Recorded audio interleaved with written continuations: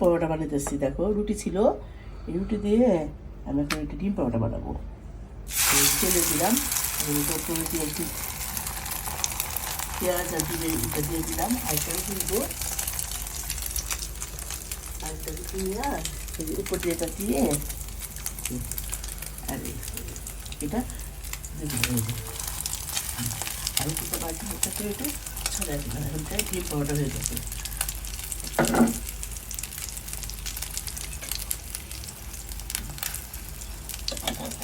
দুটাই দিব, দুটা দিচ্ছি ডিম পরোটা। আমার ঘরে থাকা রুটি ছিল, রুটি দিয়ে আমি একটু ডিম পরোটা ভেজেছিলাম, আরেকটা বানিয়েছি। দেখো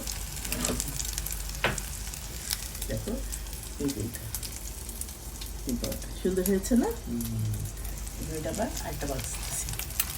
দুটা রুটি দিয়ে একটা রুটি করে পাতলা হয়ে যায়, আর দুটা রুটি দিয়ে করলে বেশি মোটা হয়, ভিতরটা একটু লেয়ার থাকে। এই দেখুন ডিম পরোটা, একটু চুলার আঁচটা কমে করতেছিলাম, এখন একটু বাড়াই দিলাম লাল লাল করার জন্য। আমি দুইটা ডিম নিয়েছি, একটু পেঁয়াজ কাঁচামরিচ দিয়ে মাখায় হয়ে গেছে। হয়ে গেল আমার গরম লাল লাল ডিম পরোটা, জাস্ট ওয়াও ডিম পরোটা।